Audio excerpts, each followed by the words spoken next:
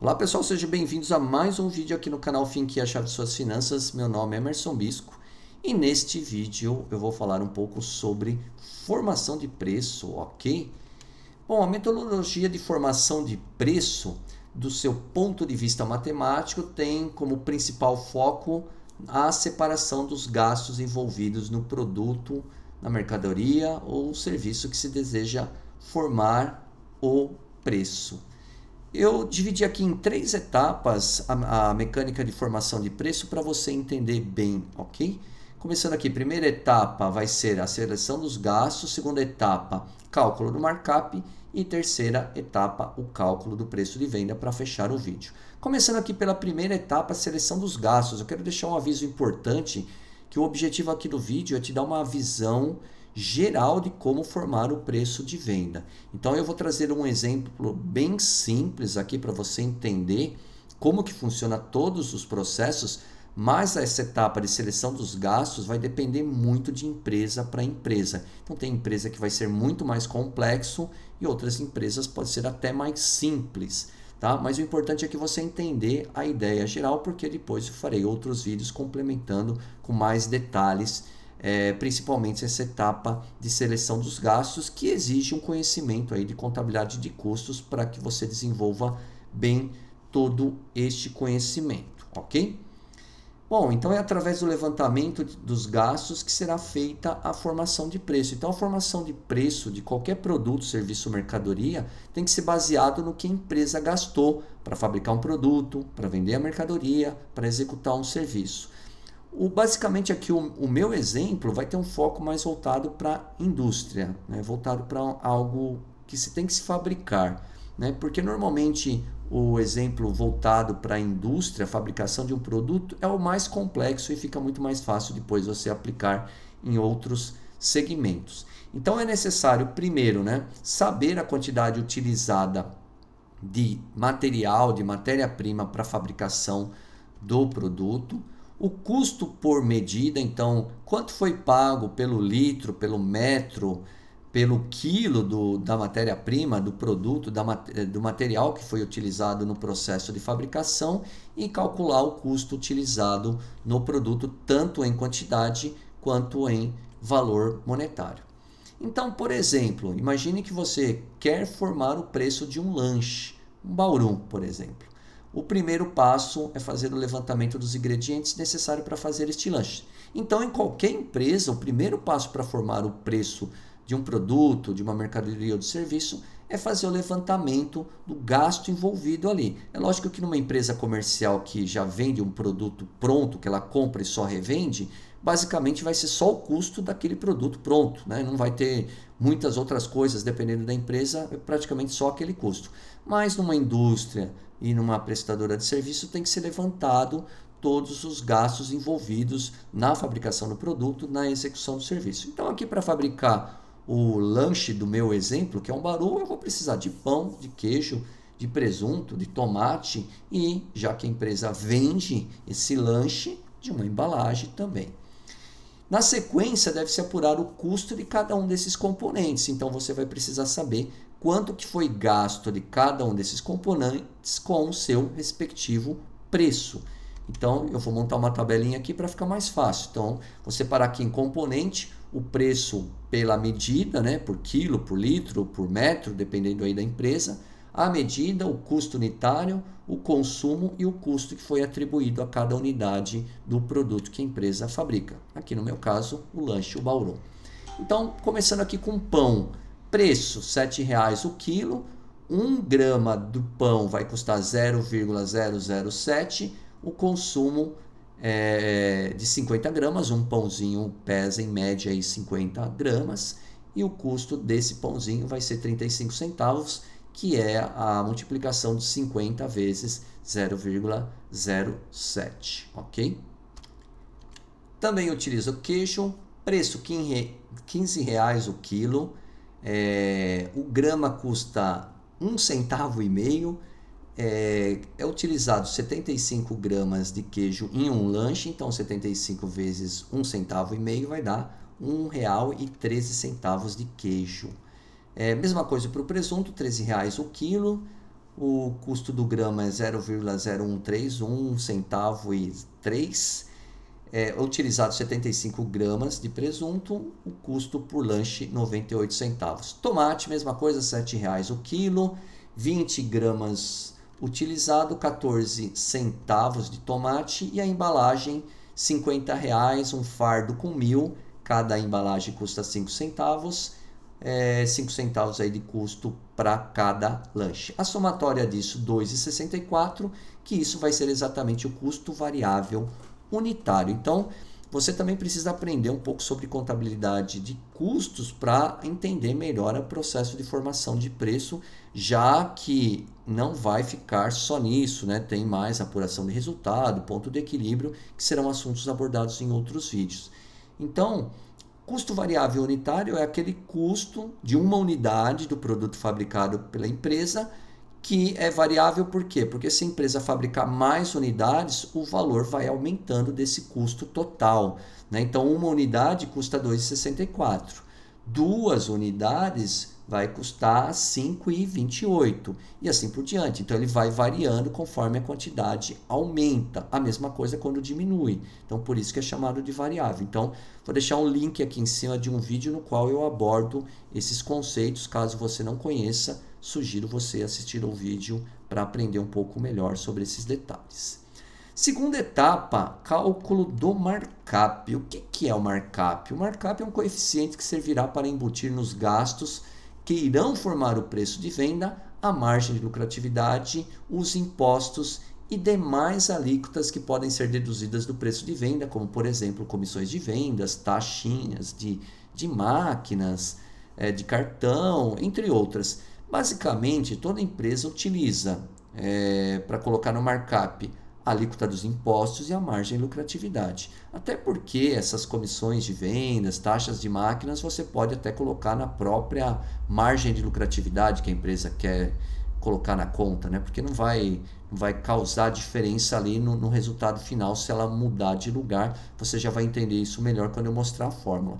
Então, aqui no meu exemplo, para simplificar, eu vou utilizar só uma margem de lucratividade de 50%, e estou utilizando 10% de imposto sobre vendas, sabendo que a empresa paga isso. Então, é lógico que eu arbitrariamente coloquei aqui 10%, mas a empresa que vai formar o seu preço de venda, ela tem que saber qual que é a alíquota de imposto que ela paga para ela colocar no preço de venda.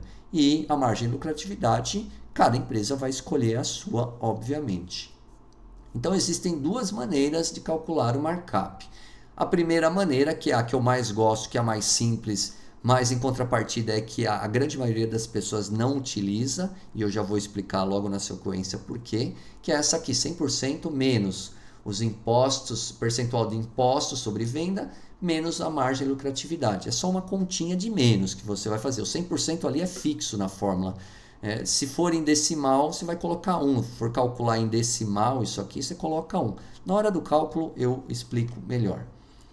Ou a segunda maneira, 100% dividido por, abre parênteses, 100% menos o percentual de impostos, menos o percentual de margem de lucratividade. Então, os resultados de cada uma das fórmulas vai ser diferente e, consequentemente, a maneira que serão aplicados no custo também vai ser diferente, que eu já vou mostrar logo na sequência.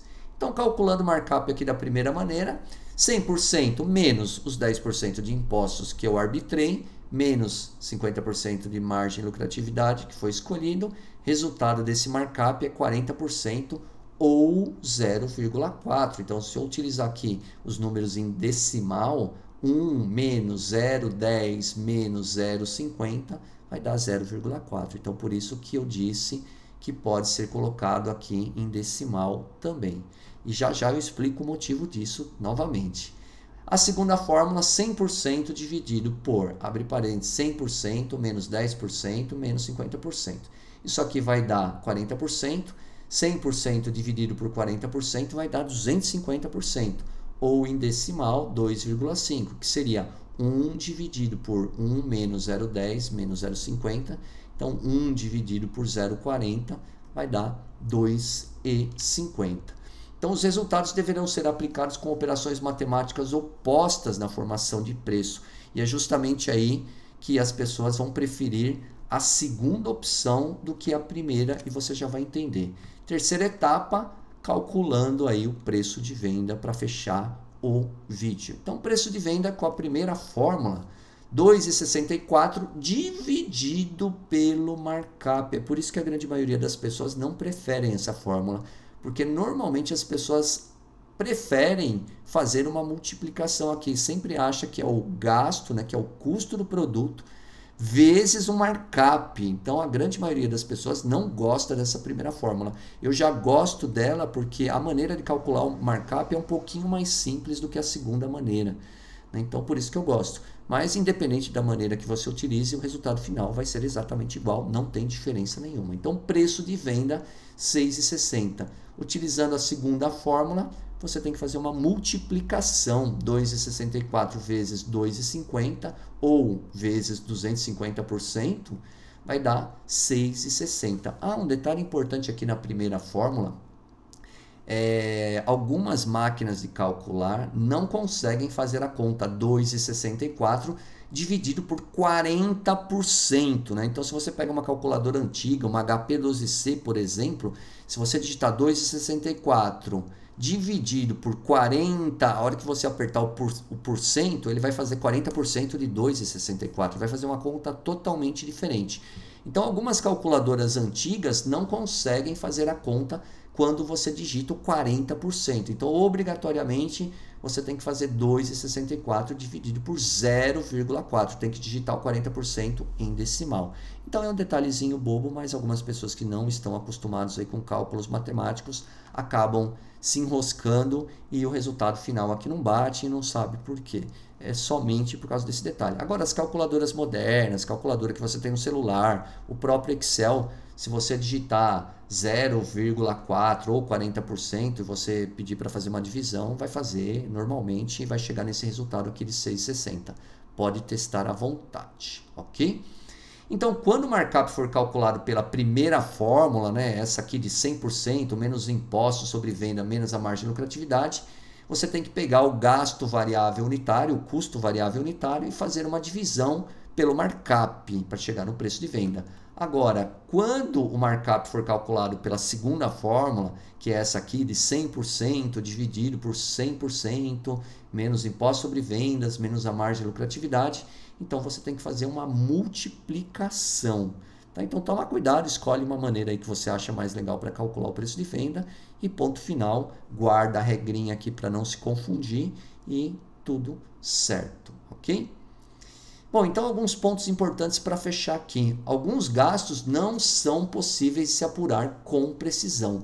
Então eu particularmente prefiro deixar de fora e compensar na margem de lucratividade, pois eles irão integrar a apuração do resultado posteriormente. Então aqui no meu exemplo, o que seria esses gastos que não dá para apurar eles com precisão? Bom, o meu lanche aqui eu precisei assar ele. Então eu usei uma chapa. Ela é movida a gás ou a energia elétrica. Então, eu precisaria colocar o custo desse gás, o custo dessa energia elétrica. Só que na prática, para fazer isso, é muito difícil. Como que eu vou saber quanto de gás eu gastei para fazer um lanche e qual é o custo desse gás que eu usei para fazer o lanche? Então, como vai ser um custo muito baixo e muito difícil de calcular, eu particularmente prefiro deixar ele de fora.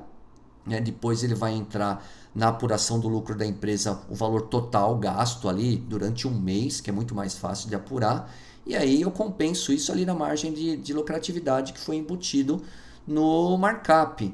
Então, se eu ia colocar lá 45% de margem de lucro, então eu coloco um pouco mais, 50%. Mas assim, esse é o meu ponto de vista, que é uma saída para você quando se deparar com alguma situação que é muito complexa, que o trabalho para você levantar um custo vai ser muito mais alto do que o benefício que vai trazer, então você pode compensar para ficar mais fácil, ok?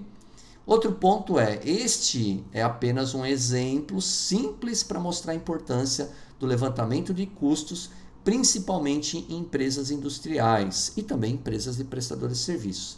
E dependendo da complexidade de fabricação do produto, existem muitos outros detalhes a serem levados em consideração. Então, dependendo da complexidade do processo de fabricação e prestação de serviço, a empresa tem que fazer muitos outros cálculos, como por exemplo, de mão de obra, tem que calcular a folha de pagamento, horas trabalhadas, impostos recolhidos, tudo isso entra na conta também. E para fechar, é importante padronizar a quantidade para que não haja variações significativas que possam distorcer os custos, né? Então, aqui no meu exemplo, a fabricação ali do lanche, você percebeu que eu usei X gramas de presunto, X gramas de queijo. Então, isso não é só no momento de calcular. Ali, na hora de fazer o lanche, eu preciso me atentar a fazer isso certinho, colocar essa quantidade sempre certinho. Lógico que é impossível você conseguir fazer isso com 100% de precisão, mas controlar para que essas quantidades não variem muito. Isso é muito bacana de se ver nas grandes redes de fast food, que eles têm os lanches padronizados, que isso acaba beneficiando eles do ponto de vista comercial, porque eles sempre vendem um lanche que é sempre igual, mas olhando para o lado de contabilidade de custos, de formação de preço, eles têm um controle do que é gasto, porque o lanche sempre vai com a mesma quantidade de ingredientes. Então isso é bem bacana. Então também é importante no momento que você vai formar o preço de um produto ou prestação de serviço de uma empresa, que você se atente à variação desses gastos. Tem que segurar esses gastos para que eles não fiquem oscilando muito, porque senão vai distorcer todo o preço de venda. Imagine eu montar esse lanche aqui, eu calculei ele dessa maneira, e na hora de colocar lá o queijo, o presunto, eu coloco uma quantidade maior. Então eu posso estar até vendendo o meu lanche com prejuízo em função de estar colocando muito mais ingredientes do que deveriam entrar nele. Então isso é muito importante para a empresa. Por isso que é importante entender todo o processo de formação de preço, que ele acaba contribuindo para melhorar alguns procedimentos operacionais dentro das empresas também, ok? Bom, queria agradecer você que ficou até o final do vídeo e convidá-lo a acessar meu site, finki.com.br. Desejo muito sucesso a todos vocês e até o próximo vídeo. Um grande abraço a todos.